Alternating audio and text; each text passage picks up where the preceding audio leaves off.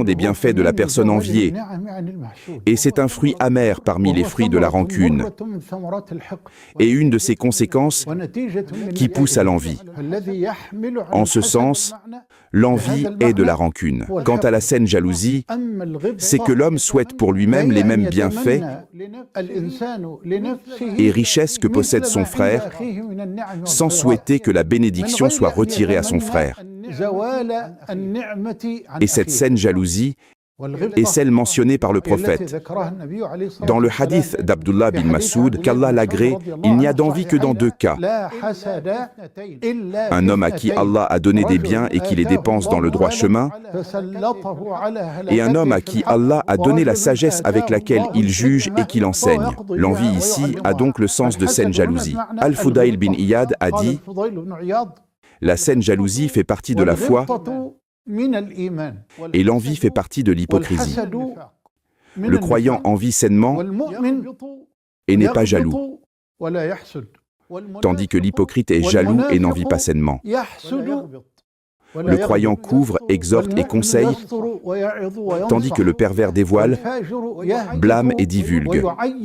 Allah, le Très-Haut, a dit « Je cherche protection auprès du Seigneur de l'aube naissante, contre le mal des êtres qu'il a créés, contre le mal de l'obscurité quand elle s'approfondit, contre le mal de celle qui souffle sur les nœuds, et contre le mal de l'envieux quand il envie. » Allah, le Très-Haut, a guidé son messager, que la paix et les bénédictions d'Allah soient sur lui, dans cette noble sourate, à chercher refuge contre le mal de toutes ces créatures en général.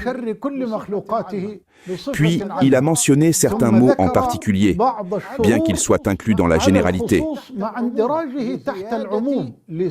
pour souligner davantage leur méchanceté et leur nuisance accrue. Il s'agit de l'obscurité, des sorcières et de l'envieux. Ainsi, ces derniers, en raison de leur grand mal, méritaient d'être mentionnés individuellement pour que les gens se méfient de leur mal. Et il a conclu par l'envie, pour faire savoir que c'est le plus grave et le pire des maux. C'est pourquoi Allah a clôturé l'ensemble des mots par l'envie dans sa parole, pureté à lui, et contre le mal d'un envieux quand il envie. Et il suffit comme blâme pour l'envieux que Dieu, béni et exalté soit-il, nous est ordonné de chercher refuge contre lui, tout comme il nous a ordonné de chercher refuge contre Satan sur un pied d'égalité. L'envieux ne gagne de son envie qu'un feu qui s'allume dans sa poitrine. Plus les bienfaits d'Allah sur ses serviteurs augmentent, plus il se ronge de chagrin. Il déteste les bienfaits d'Allah sur l'envié, et pire encore, il s'oppose à Allah dans son jugement et son décret. Patiente face à l'envie de l'envieux, car ta patience le tuera. Le feu se consume lui-même s'il ne trouve rien à brûler. Et dans les 2 sahih, d'après le hadith d'Anas, le prophète, que la paix et les bénédictions d'Allah soient sur lui, ne vous détestez pas, ne vous enviez pas, ne vous tournez pas le dos, et soyez, serviteurs d'Allah, des frères. Et dans le hadith authentique rapporté par Ibn Majah, d'après Abdullah bin Amr, qu'Allah les agrée tous deux, on a dit au prophète que la paix et les bénédictions d'Allah soient sur lui, ô messager d'Allah, quels sont les meilleurs des gens? Il a répondu, tout homme au cœur pur et à la langue véridique. Ils ont dit, ô messager d'Allah, la langue véridique, nous la connaissons. Mais qu'est-ce qu'un cœur pur? Il a dit, c'est le cœur pieux et pur, sans péché, ni transgression, ni rancune, ni envie. Ibn Masoud, qu'Allah l'agrée, a dit « Ne soyez pas les ennemis des bienfaits d'Allah, le puissant. » On a demandé « Et qui est l'ennemi des bienfaits d'Allah ?» Il a répondu « Ceux qui envient les gens pour ce qu'Allah leur a donné de sa grâce. » Ainsi, l'envie tue d'abord l'envieux. Laisse l'envieux et les tourments qu'il endure. La flamme du feu dans son foie te suffit. Et Abu al-Layth al-Samarkandi a dit « Il n'y a rien de pire que l'envie, car elle inflige à l'envieux 5 punitions avant même qu'un mal n'atteigne l'envié. La première est un chagrin incessant. La deuxième est un malheur pour lequel il n'est pas récompensé. La troisième est un blâme qui ne lui vaut aucune louange. La quatrième est la colère du Seigneur, le Très-Haut, contre lui. Et la cinquième, c'est que les portes du succès se ferment pour lui. On peut espérer la mort de toute inimitié, sauf l'inimitié de celui qui t'est hostile par envie. Dis à celui qui m'enviait, sais-tu envers qui tu as manqué de respect? Tu as manqué de respect envers Allah dans ses actes, car tu n'as pas accepté ce qu'il m'a accordé. Mon Seigneur m'a donc récompensé en m'en donnant davantage et a fermé devant toi les portes de la demande. Magnifique est la parole d'Al-Tirnaï. Et si Allah veut répandre une vertu cachée, il lui prépare la langue d'un envieux. Sans l'inflammation du feu dans ce qui l'entoure, on ne connaîtrait pas le bon parfum du bois d'aloès. Sans la crainte des conséquences, les bienfaits de l'envieux sur l'envié ne cesseraient pas. C'est une maladie hideuse qui remplit le cœur de son possesseur de rancune. Et la rancune est plus profonde et plus grave que l'envie, car c'est une haine intense et une hostilité dissimulée dans le cœur, avec l'attente et la préparation de se venger de celui contre qui on a de la rancune. La rancune, qu'Allah nous en préserve ainsi que vous, est un mal enfoui, une maladie profonde de l'âme. Seul l'ignorant porte la rancune, celui dont l'âme est pleine de maladies. La rancune est une maladie enfouie que seul porte un ignorant au cœur plein de maux. Qu'ai-je à faire de la rancune qui me rend malheureux et que je porte? Si je suis opprimé, je suis dépourvu de ruse. La pureté du cœur m'est plus agréable et plus spacieuse, et le vaisseau de la gloire m'est plus doux que les erreurs. Si je dors l'œil réjoui et paisible, et si je me réveille, le visage du bonheur me sourit. J'enfourche ma monture pour les sommets de la gloire.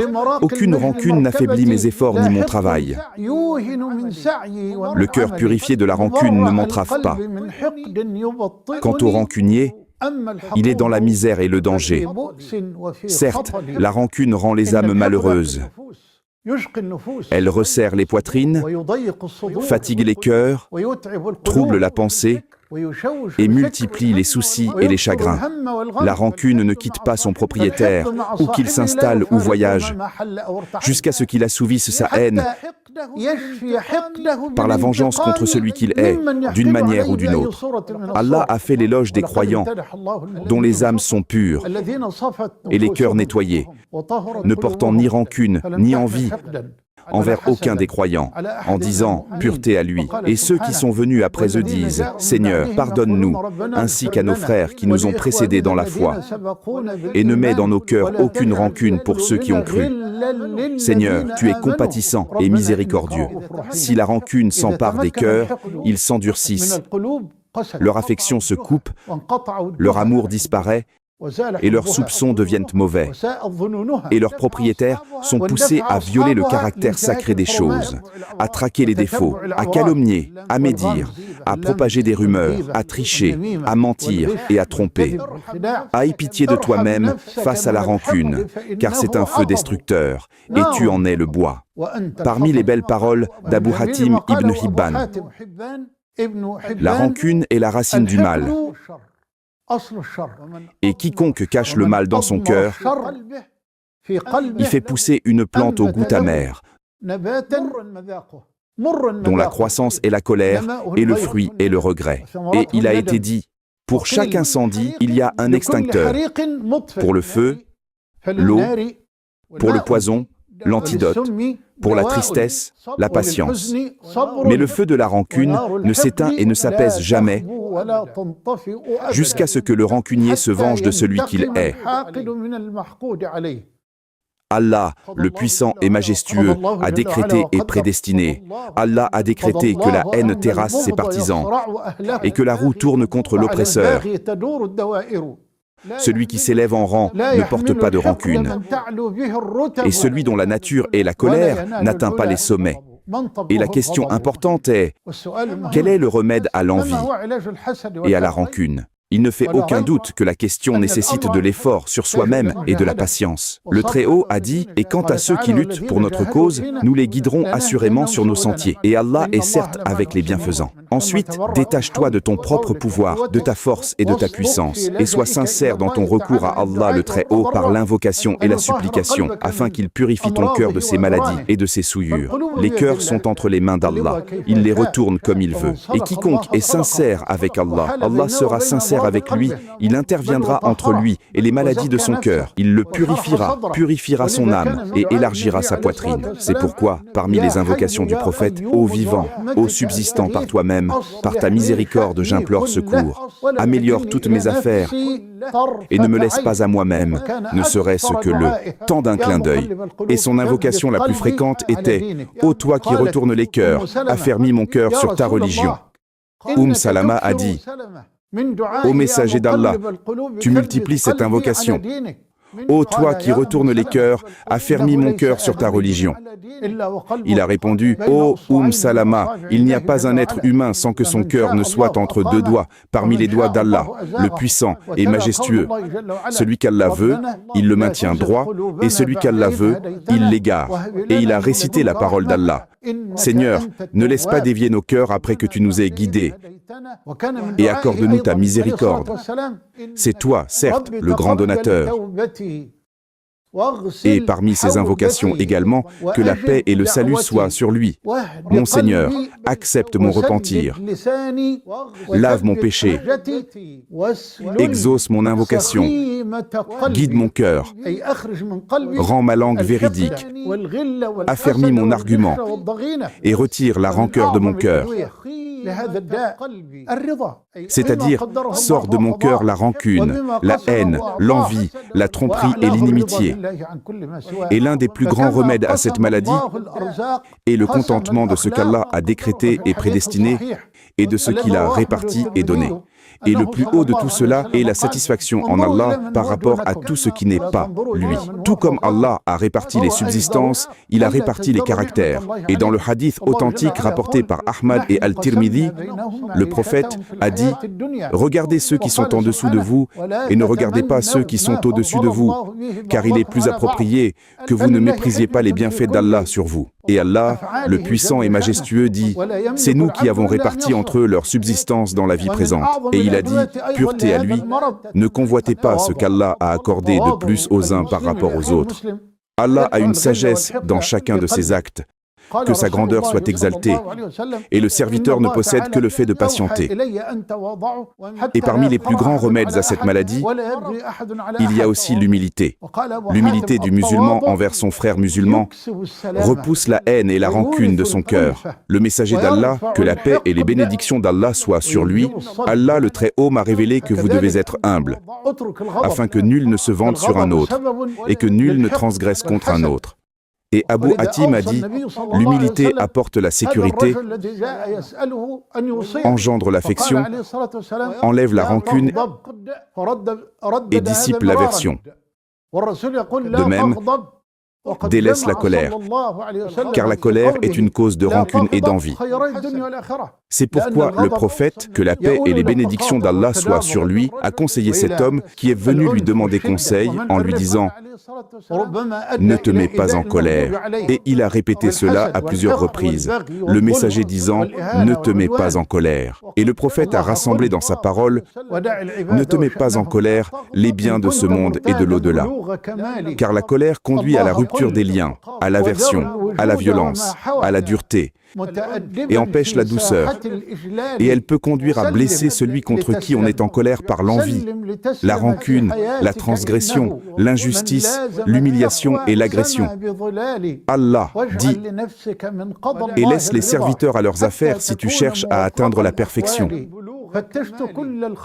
Allah dit « Et délaisse l'existence et ce qu'elle contient, en te comportant avec politesse dans la cour de la majesté. Soumets-toi pour être sauvé. Soumets-toi pour être sauvé dans ta vie. Car celui qui s'attache à la piété s'élève sous son ombre. Et impose à ton âme la satisfaction du décret d'Allah, afin que tes situations soient couronnées de succès. J'ai cherché la science chez toutes les créatures, et je n'ai vu pour moi d'autre protecteur que le Seigneur des cieux. J'ai donc délaissé tous les mondes, et je suis venu à lui, et j'ai fait du souvenir de son essence mon allié.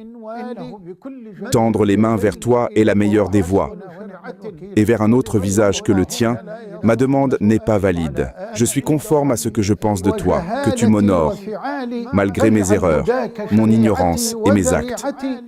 Fais donc de ta guidance ma loi et mon moyen, et fais de ta satisfaction une joie pour ma condition. Je demande à Allah, le puissant et majestueux, de purifier nos cœurs de la rancune et de l'envie, et de nous accorder, ainsi qu'à vous, le contentement. Il est certes le garant de tout ce qui est beau, et il nous suffit. Quel excellent protecteur! Que la paix et les bénédictions d'Allah soient sur notre prophète Muhammad, ainsi que sur sa famille et tous ses compagnons.